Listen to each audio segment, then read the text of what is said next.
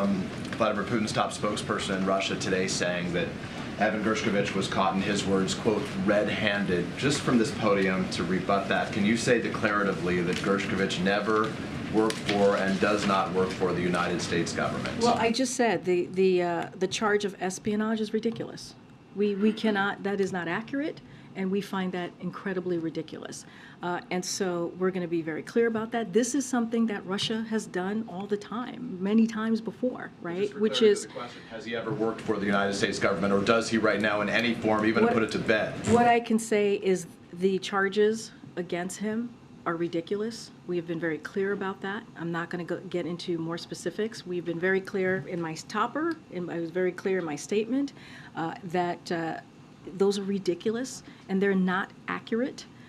And right now we're going to do everything that we can to get more details and on the circumstances, and that's where we're going to be at this time. Let me ask you one other question, if I can, following up on a briefing that just took place across the river at the Pentagon. We heard from the Pentagon now that an additional 6 American service members were wounded, suffering TBI, traumatic brain injuries, as a function of those Iranian-backed, in the words of the White House, attacks on coalition bases in Syria right now.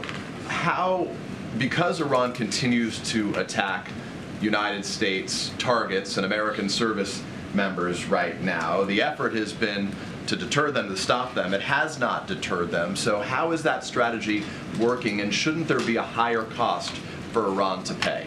So look, I'll say this. We have a variety of tools to protect U.S. personnel and deter attacks.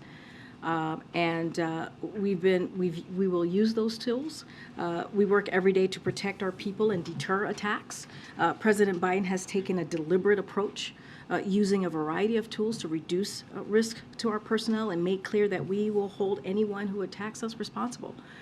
And you've heard that from the president, you've heard that from the administration on down. The president will not hesitate to take action to protect U.S. personnel and interests overseas, and he will always take action at a time and place of his choosing, and that is the commitment that the president has to service members and to the American people. I want to defer to my colleagues, but just to push you a teeny bit on that, I recognize that that is his priority and his commitment, that he will do it at the time and place of his choosing, and the intention is to deter them. But clearly it hasn't deterred them, because it continues, as evidenced by us learning about 6 more Americans who were wounded during those attacks. So does there need, in simple terms, does there need to be a higher cost for Iran to pay? Look, again, we have a variety of tools that we can use here to protect our U.S. personnel and our U.S. Our U.S. service members, and we're going to use them. And that's what we're going to do to deter these attacks. And so I will leave it there.